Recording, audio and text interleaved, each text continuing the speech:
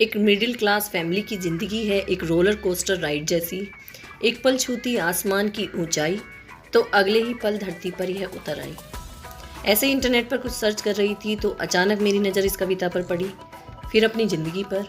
फिर ये कविता बड़ी ही जानी पहचानी सी लगी, बिल्कुल मिडिल क्लास फैमिली के दर्द को बयां करती हुई। जी हाँ, बिल्कुल सही पहचाना आपने। बात करेंगे आज मिडिल क्लास लोगों की और उनकी सोच की, और क्या कारण रहे होंगे जो मिडिल क्लास लोग आज भी मिडिल क्लास हैं, अपर क्लास हो नहीं सकते, और लोअर क्लास को जो मिलने वाली फैसिलिटीज़ हैं वो उनसे भी वंचित ही रहते हैं। तो आज का जो मुद्दा होगा वो है मिडिल क्लास फैमिलीज़। नमस्कार दोस्तों, मैं बिंदु त्यागी स्वागत करती हूँ आपका अपने चैनल लाइफ मैटर्स पर। क्या होती हैं middle class families? Middle class families होती हैं अपर क्लास और लोअर क्लास के बीच में आने वाली families. According to Indian government 5 lakh से 15 लाख ईयरली अर्निंग करने वाली जो फैमिलीज़ हैं वो इस श्रेणी में आती हैं। अब गवर्नमेंट ने तो अपने आंकड़े बना दिए, लेकिन क्या जो ये आंकड़े हैं इससे हम अपने परिवार का वो सब सुविधाएं जो परिवार को वो सब सुविधाएं दे पा रहे हैं जो मिडिल क्लास फैमिली सपना देखती है?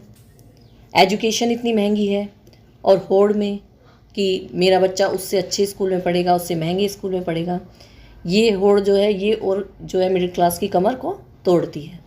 आज़ादी से अब तक जिस दर से महंगाई बढ़ी है उस दर से इनकम तो नहीं बढ़ी है, लेकिन जो मिडिल क्लास फैमिली है उसका जो संघर्ष है वो जारी है निरंतर।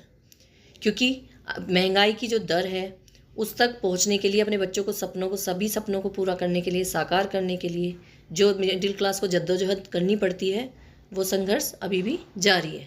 क्योंकि आमदनी अठन्नी, खर्चा रुपया।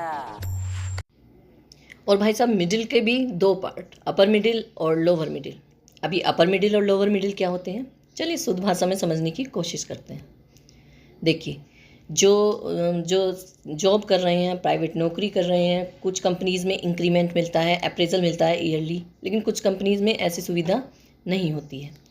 तो जो अपनी निरंतर उसी सैलरी पर बने हुए हैं, सुबह जा रहे हैं उसी सैलरी पे और निरंतर वो प्रयास कर रहे हैं, संघर्ष कर रहे हैं, उसके बाद भी उनकी सैलरी इंक्रीज़ नहीं हो पा रही हैं, वो हो गए आपके लोअर मिडिल। और उनमें से कुछ हो गए जो अपने जो संघर्ष कर रहे हैं, जॉब कर रहे हैं, मेहनत कर रहे हैं, लेकिन ईयरली उन्हें उनकी जो टैलेंट है उसके लिए उन्हें अप्रेजल मिल रहे हैं, इंक्रीमेंट्स मिल रहे हैं, वो आ गए अपर मिडिल में, क्योंकि उनकी सैलरी प्रत्येक ईयर बढ़ रही है थोड़ी थोड़ी। ठीक है, लेकिन कमाल की बात ये है कि वास्तव में अमीर हैं या नहीं ये भी पता नहीं है, पर उससे ज़्यादा अमीर दिखने की होड़ कई है। हमें गरीब भी ना समझ ले कोई, हमें ये होड़ जो दिखावे की है, ये इनकम इतनी नहीं बढ़ी है, लेकिन हमने खर्चे होड़ा होड़ में बढ़ा लिए हैं। लास्ट में क्या होता है, जो इनकम या सैलरी बढ़ी थी वो तो अब फिर कम लगने लगती है, क्योंकि हमने खर्चे तो उससे ज़्यादा बढ़ा लिए हैं। हमें चाहिए बड़ी गाड़ी, SUVs, महंगी एजुकेशन, महंगा लाइफ स्टाइल। तो मुद्दा ये है कि अमीर होना गलत नहीं है, अमीर होने का दिखावा करना गलत है। हमें दिखावे से बचना होगा। देखो, थोड़ा और आसान भाषा में समझने की कोशिश करते हैं। अगर आपकी सैलरी पहले 30,000 थी, ठीक है, ईयरली बढ़ते बढ़ते वो सैलरी आपकी अब हो गई है 60,000। आप सोचेंगे मैं अमीर हो गया हूँ क्योंकि मेरी सैलरी निरंतर बढ़ रही है। पहले मैं 30,000 कमाता था, अब मैं महीने के 50-60 हज़ार रुपये आसानी से उठा लेता हूँ। लेकिन क्या जो सैलरी आपकी बढ़ी है उससे आपकी खर्चे जो हैं फैमिलीज़ के वो भी तो बढ़े हैं, वो पूरे हो पाएंगे? आप एक अंदाज़ा लगाइए, मान लीजिए आप 1 लाख रुपए भी मंथली कमा रहे हैं, टैक्स काटिए पहले उसमें से सरकार का टैक्स काटने के बाद जो बची हुई सैलरी है उसे अपने फैमिली मेम्बर्स में बराबर बांटिए, डिवाइड कीजिए, उसके बाद देखिए आपके पास क्या बचता है। आप अमीर हुए नहीं हैं, आपकी जो सैलरी है बढ़ी है, लेकिन खर्चे उससे कई गुना ज़्यादा बढ़ गए हैं, और कुछ खर्चे जो अनयूजुअल हैं, अननेसेसरी हैं, वो आपने बढ़ा दिए हैं। अभी आपको बहुत मेहनत करने की ज़रूरत है, अभी आप अमीर नहीं हुए हैं, इसलिए दिखावे से बचें। अब लोअर क्लास का देखिए, हालांकि ऐसी कोई जो है क्लास नहीं है, लेकिन हमारा नज़रिया है, पर आपने घर पर आने वाली मेड को देखिए, ये लोग अमीर हुए हैं क्योंकि इनकी सैलरी पहले 1,000 थी, अब ये 2-3 घंटे काम करने के आपसे 4,000 तक लेते हैं। लेकिन अगर वो 4 घर भी जो है डेली कर रहे हैं काम, तो उनकी सैलरी होगी 16,000।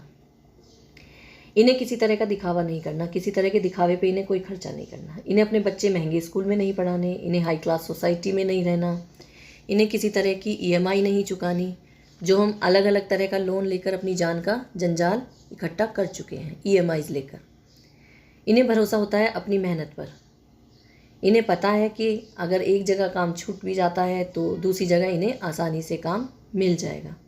अपनी मेहनत के भरोसे ही ये लोग अपना जीवन बहुत ही संतुष्टि से बिताते हैं। और हम में क्या कमी है? संतुष्टि की, क्योंकि जो हमारी सैलरी है उससे हम संतुष्ट नहीं हैं। खर्चे हम पहले ही बढ़ा चुके हैं दिखावे के लिए। तो जो वजह है मिडिल क्लास के परेशान होने की, संघर्ष की, वो सब ये भी है हमारी सोच जो है। चलिए, अब मिडिल क्लास वाले आए बेचारे, उनका जो जॉब है जैसे तैसे मिल गई है नौकरी, अब मेहनत से थोड़ा बहुत उन्होंने इंक्रीमेंट भी ले लिया है, लेकिन एक खतरा, एक जॉब सिक्योरिटी का खतरा वो निरंतर उनके मन में बना हुआ है। उन्हें डर लगता है कि अगर ये जॉब छूट गई तो जो मैंने इतने सारे EMI ले रखे हैं वो मैं कैसे चुकाऊंगा। मिडिल क्लास फैमिलीज़ की प्रॉब्लम। चलिए अब इनकी प्रॉब्लम पर डिस्कस कर लेते हैं। जब हमारे देश को आज़ादी मिली तब भी मिडिल क्लास जो फैमिलीज़ थी उनकी समस्याएं एक अहम मुद्दा था। आज़ादी के इतने साल बाद भी काफ़ी सारे लोगों को अपनी ज़िंदगी को आगे बढ़ाने में काफ़ी मुश्किलें होती हैं, और इसका सबसे बड़ा कारण था सही तरह के रिसोर्सेज का अभाव। इस दौरान काफ़ी सरकारी योजनाएं शुरू की गईं, जिसमें मध्यम वर्गीय परिवारों के लिए काफ़ी सारे स्कीम दिए गए, जैसे कि housing scheme, education scheme, employment scheme और हेल्थ केयर स्कीम। लेकिन इसके बावजूद भी काफ़ी लोगों को अपनी ज़िंदगी को आगे बढ़ाने में काफ़ी मुश्किलें होती थी। आज भी मिडिल क्लास फैमिलीज़ के लिए काफ़ी सारे स्कीम हैं, लेकिन उनके पास रिसोर्सेज का अभाव है, जॉब सिक्योरिटी की समस्या है। इसलिए हमें सबको मिलकर इस समस्याओं का हल निकालने की कोशिश करनी चाहिए, और जो मिडिल क्लास फैमिलीज़ हैं उनकी ज़िंदगी को आसान बनाने की कोशिश करनी चाहिए। मिडिल क्लास फैमिलीज़ के लिए एजुकेशन का खर्चा काफ़ी ज़्यादा है, और इसलिए उनके बच्चों की अच्छी एजुकेशन के लिए भी सही रिसोर्सेज होने चाहिए। इस समस्या को हल करने के लिए हमें गवर्नमेंट के द्वारा शुरू किए गए एजुकेशन स्कीम्स को बढ़ावा देना चाहिए, और प्राइवेट सेक्टर्स को भी इंकरेज करना चाहिए, जिससे कि अच्छी एजुकेशन सभी के लिए एसेबल हो सके। दूसरी समस्या हुई जॉब सिक्योरिटी। आजकल जॉब के बाज़ार में काफ़ी बदलाव आ चुके हैं, और ऐसे में जॉब सिक्योरिटी काफ़ी कम हो चुकी है। मध्यम वर्गीय परिवारों के लिए ये काफ़ी बड़ी समस्या है, इसलिए हमें अपने स्किल्स और एजुकेशंस को अपडेट करते रहना चाहिए, और जॉब सिक्योरिटी के लिए हमें अपने करियर प्लान को अच्छी तरह से तय करना चाहिए। अब जो तीसरी समस्या आई है वो आई है हेल्थ केयर की। अब जो मिडिल क्लास फैमिलीज़ हैं, हेल्थ केयर का खर्चा भी काफ़ी ज़्यादा हो जाता है, और ऐसे में वो अपनी फैमिलीज़ मेम्बर को हेल्थ केयर फैसिलिटीज़ नहीं दे पाते हैं। इस समस्या का हल निकालने के लिए गवर्नमेंट को प्राइवेट सेक्टर को हेल्थ केयर फैसिलिटीज़ को अफोर्डेबल बनाना चाहिए। लेकिन ये बात भी सच है कि मिडिल क्लास फैमिलीज़ जो है वो अपने आप को कमज़ोर नहीं मानती, और उनमें भी पोटेंशियल, टैलेंट की कमी नहीं है, लेकिन उन्हें सही अपॉर्चुनिटीज़ और रिसोर्सेज की कमी है, जिसकी वजह से वो आगे ही नहीं बढ़ पाते। इसलिए हमारे समाज को, जो मिडिल क्लास वर्ग हैं, उन लोगों को सही अपॉर्चुनिटीज़ और रिसोर्सेज प्रोवाइड कराने चाहिए, जिससे उनकी प्रोग्रेस में रुकावट ना आए। उन्हें सही एजुकेशन और स्किल प्रोवाइड कराने चाहिए, और उनकी सोच को बदलना चाहिए, और उन्हें आगे बढ़ाने के लिए सही जगह पर जो है रिसोर्सेज उन्हें प्रोवाइड कराने चाहिए। अब मिडिल क्लास वर्ग के पीछे रहने की सबसे बड़ी वजह सिर्फ एक तरफ से ही नहीं है, बल्कि इसमें हमारी सोसाइटी और गवर्नमेंट का भी बहुत बड़ा हाथ है।